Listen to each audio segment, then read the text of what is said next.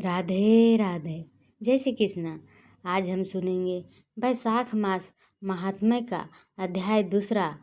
Wales में हरि हैं मोक्ष मार्ग। जो वैशाख मास में पहनने के लिए कपड़े और बिछावन देता है वह उसी जन्म में सब भोगों से संपन्न हो जाता है और समस्त पापों से रहित हो ब्रह्म निर्माण मोक्ष को प्राप्त होता है। जो तिनके की बनी या अन्न खजूर आदि के पत्तों की बनी हुई चटाई दान करता है उसकी उस चटाई पर साक्षात भगवान विष्णु शयन करते हैं। अब चलिए कथा सुनते हैं। नारद जी कहते हैं, वैशाख मास में धूप से तपे और थके मांदे ब्राह्मणों को श्रमनाशक सुखद पलंग देकर मनुष्य कभी जन्म मृत्यु आदि के क्लेशों से कष्ट नहीं पाता। जो वैशाख मास में पहनने के लिए कपड़े और बिछावन देता है वह उसी जन्म में सब भोगों से संपन्न हो जाता है और समस्त पापों से रहित हो ब्रह्म निर्माण मोक्ष को प्राप्त होता है। जो तिनके की बनी या अन्न खजूर आदि के पत्तों की बनी हुई चटाई दान करता है उसकी उस चटाई पर साक्षात भगवान विष्णु शयन करते हैं। चटाई देने वाला बैठने और बिछाने आदि में सब ओर से सुखी रहता है। जो सोने के लिए चटाई और कंबल देता है वह उतने ही मात्र से मुक्त हो जाता है। निद्रा से दुख का नाश होता है, निद्रा से थकावट दूर होती है और वह निद्रा चटाई पर सोने वाले को सुखपूर्वक आ जाती है। धूप से कष्ट पाए श्रेष्ठ ब्राह्मण को जो छूमंतर वस्त्र दान करता है वह पूर्ण आयु और परलोक में उत्तम गति को पाता है। जो पुरुष ब्राह्मण को फूल और रोली देता है वह लौकिक भोगों को भोग करके मोक्ष को प्राप्त होता है। जो खस कुश और जल से वासी चंदन देता है वह सब भोगों में देवताओं की सहायता पाता है तथा उसके पाप और दुख की हानि होकर परमानंद की प्राप्ति होती है। वैशाख के धर्म को जानने वाला जो पुरुष गुरोचन और कस्तूरी का दान करता है वह तीनों तापों से मुक्त होकर परम शांति को प्राप्त होता है। जो विश्रामशाला बनवाकर प्याओं सहित ब्राह्मण को दान करता है वह लोकों का अधिपति होता है। जो सड़क के किनारे बगीचा पोखरा कुआं और मंडप बनवाता है वह धर्मात्मा है, उसे पुत्रों की क्या आवश्यकता है। उत्तम शास्त्र का श्रवण, तीर्थ यात्रा, सत्संग, जलदान, अन्नदान, पीपल का वृक्ष लगाना तथा पुत्र, इन 7 को विज्ञ पुरुष संतान मानते हैं। जो वैशाख मास में तापनाशक तर्क दान करता है वह इस पृथ्वी पर विद्वान और धनवान होता है।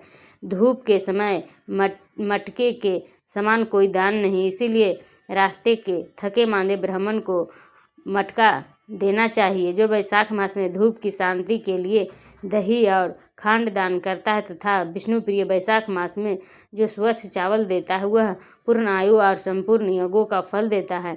जो पुरुष ब्राह्मण के लिए गौघृत अर्पण करता है वह अश्वमेध यज्ञ का फल पाकर विष्णु लोक में आनंद का अनुभव करता है। जो दिन के ताप की शांति के लिए सायंकाल में ब्राह्मण को ऊख दान करता है उसको अच्छे पुण्य की प्राप्ति होती है।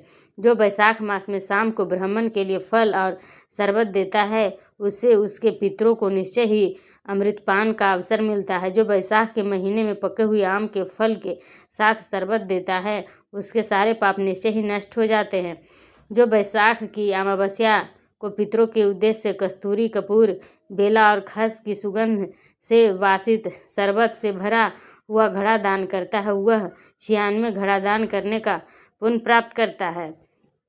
वैशाख में तेल लगाना, दिन में सोना, कांस के पात्र में भोजन करना, खाट पर सोना, घर में नहाना, निषिद्ध पदार्थ खाना, दोबारा भोजन करना तथा रात में खाना, ये 8 बातें त्याग देनी चाहिए। जो वैशाख में व्रत का पालन करने वाला पुरुष पद पते में भोजन करता है वह सब पापों से मुक्त हो विष्णु लोक में जाता है। जो विष्णु भक्त पुरुष वैशाख मास में नदी स्नान करता है वह 3 जन्मों के पाप से निश्चय ही मुक्त हो जाता है।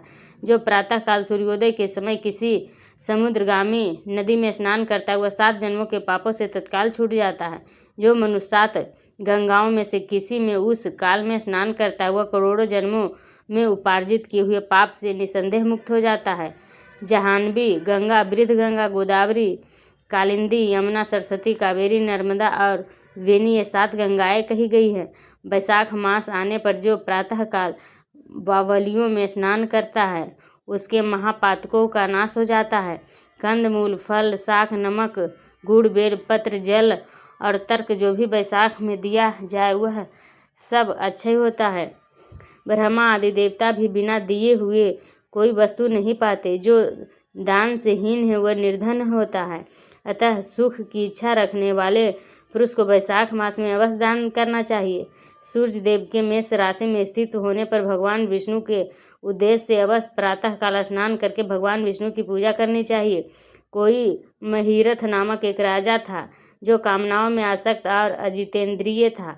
वह केवल वैशाख स्नान के सुयोग से स्वतः वैकुंठ धाम को चला गया। वैशाख मास के देवता भगवान मधुसूदन हैं, अतएव वह सफल मास है। वैशाख मास में भगवान की प्रार्थना जरूर करनी चाहिए। हे मधुसूदन, हे देवेंद्र माधव, मैं मेष राशि में सूर्य के स्थित होने पर वैशाख मास में प्रातः स्नान करूँगा। आप इसे निर्विघ्न पूर्ण कीजिए। अर्थात सूर्य के मेष राशि पर स्थित रहते हुए वैशाख मास में प्रातः स्नान के नियम में संलग्न होकर मैं आपको अर्घ्य देता हूँ। मधुसूदन, इसे ग्रहण कीजिए। इस प्रकार अर्घ्य समर्पण करके स्नान करें। फिर वस्त्रों को पहनकर संध्या तर्पण आदि सब कर्मों को पूरा करके वैशाख मास में विकसित होने वाले पुष्पों से भगवान विष्णु की पूजा करें। उसके बाद वैशाख मास के महात्म्य को सूचित करने वाली भगवान विष्णु की कथा सुने। ऐसा करने से कोटि जन्मों के पापों से मुक्त होकर मनुष्य मोक्ष को प्राप्त होता है। यह शरीर अपने अधीन है, जल भी अपने अधीन ही है, साथ ही अपनी जीहा भी अपने वश में है।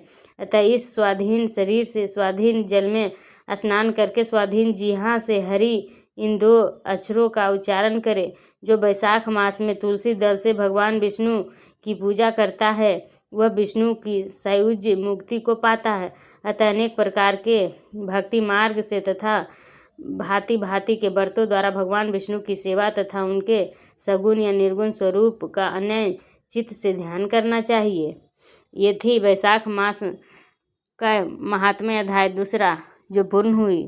तो आज का वीडियो आपको कैसी लगी? अगर वीडियो पसंद आई हो तो वीडियो को लाइक सब्सक्राइब शेयर करना ना भूलें। अगर चैनल पर पहली बार आए हैं तो चैनल को सब्सक्राइब कीजिए और कमेंट बॉक्स में आप अपनी राय अवश्य दीजिए। Thanks for watching.